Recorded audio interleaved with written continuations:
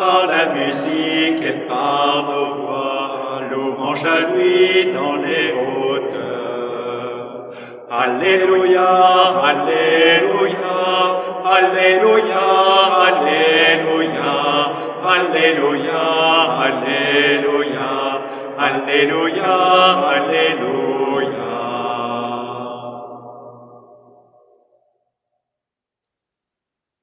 Bonne nouvelle de Jésus le Christ selon saint Matthieu.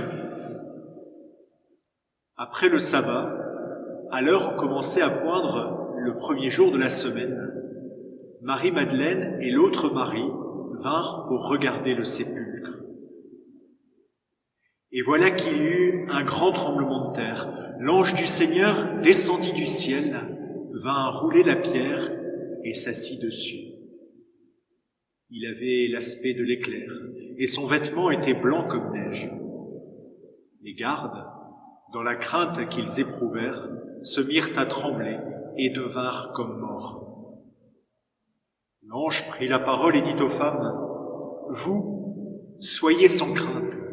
Je sais que vous cherchez Jésus le crucifié. Il n'est pas ici, car il est ressuscité comme il l'avait dit. Venez voir l'endroit où il reposait. Puis vite, allez dire aux disciples, il est ressuscité d'entre les morts, et voici qu'il vous précède en Galilée. Là, vous le verrez. Voilà ce que j'avais à vous dire. » Vite, elles quittèrent le tombeau, remplies à la fois de crainte et d'une grande joie, et elles coururent porter la nouvelle à ses disciples. Et voici que Jésus vint à leur rencontre et leur dit « Je vous salue ». Elles s'approchèrent, lui saisirent les pieds et se prosternèrent devant lui. Alors Jésus leur dit « Soyez sans crainte, allez annoncer à mes frères qu'ils doivent se rendre en Galilée. C'est là qu'ils me verront. »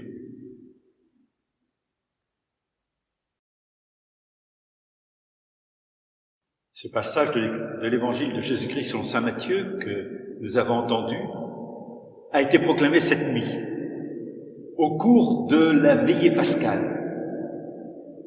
Il nous dit la bonne nouvelle. Soyez sans crainte. Jésus est ressuscité d'entre les morts et voici qu'il vous précède en Galilée. Et nous pouvons voir sur cette enluminure une représentation de cette scène. Nous voyons de fait la porte du tombeau couchée par terre et l'ange bien campé dessus, comme pour nous dire la porte de nos tombeaux ne résiste pas à la puissance de vie du Christ ressuscité. Oui, les tombeaux s'ouvrent et ils s'ouvrent pour toujours. Et cet ange se tourne vers ces femmes, 3 femmes, 3 amies de Jésus, qui viennent lui rendre un dernier hommage avec ce qu'elles ont et ce qu'elles sont. Ces femmes sont endeuillées, ô combien, meurtries par tout ce qui s'est passé ces derniers jours. Et voici que ces femmes endeuillées sont invitées à accueillir le message du vivant. Il est ressuscité. Il vous précède en Galilée. Et on voit leur regard s'ouvrir. Elles se tournent vers cet ange. Et loin de se sauver, elles écoutent. Stupéfait, étonné de ce qui arrive. Et comme pour accueillir ce message, elles lèvent leurs mains en signe d'acquiescement. Oui, Christ est ressuscité. Il n'est plus ici. Et sur la parole de l'ange, nous irons le rejoindre en Galilée. C'est là que nous le trouverons. Christ est ressuscité, il est à jamais vivant. Et notre foi en la résurrection du Christ s'appuie sur le témoignage de ces femmes que nous avons vues sur l'enluminure, sur le témoignage des apôtres. Christ est ressuscité. Cette bonne nouvelle retentit alors que nous sommes confinés, que nous ne pouvons pas nous rassembler pour accueillir cette bonne nouvelle de Pâques.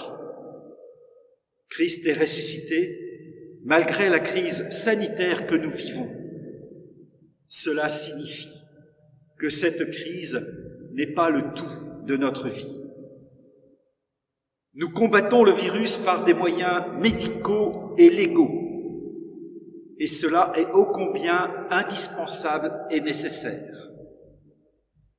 Néanmoins, le temps que nous vivons a une dimension que je qualifierais de spirituelle, car notre vie a une dimension spirituelle. Elle ne se réduit pas à un savoir médical, elle ne se réduit pas à des dispositions légales, aussi nécessaires et utiles soient-elles. Je prends exemple dans le domaine du sport. Nous savons bien que pour un sportif, le moral est aussi important que la forme physique. Et si le sportif aborde une compétition en étant sûr dans sa tête qu'il sera battu, eh bien il sera battu. Et c'est pourquoi je crois que nous, chrétiens, baptisés, paroissiens de Sainte-Bère, nous sommes chargés de veiller sur le moral. Nous croyons que la victoire du Christ sur la mort et le mal font que le mal et la mort ne l'emportent pas pour toujours. La résurrection du Christ nous ouvre un avenir en Dieu. Notre vie personnelle, notre vie sociale ne va pas vers la mort, mais elle est appelée à naître en Dieu. Plus que jamais, en ce matin de Pâques, nous sommes appelés à devenir enfants de Dieu, à accueillir pleinement avec la force de l'Esprit la grâce de notre baptême. Nous sommes appelés à devenir un peuple de frères, le peuple de Dieu. Et cela commence dès aujourd'hui, car vous savez qu'en ce jour, nous recevons un cadeau, un don par-delà tout don. Vous me voyez venir. Il s'agit du pardon. Dans la mort et la résurrection du Christ, nous sommes pardonnés.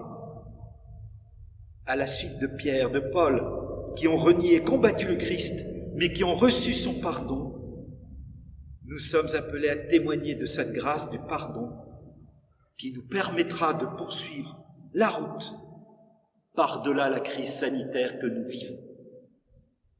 C'est pourquoi je vous invite, où que vous soyez, à vous réjouir en ce jour. Que la paix de Dieu habite vos cœurs. Que la joie du Christ ressuscité habite vos visages. Belle fête de Pâques à chacune et à chacun.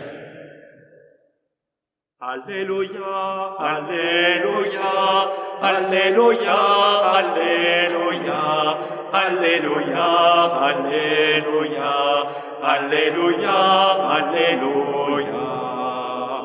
Alléluia, Alléluia, Alléluia, Alléluia, Alléluia, Alléluia, Alléluia, Alléluia.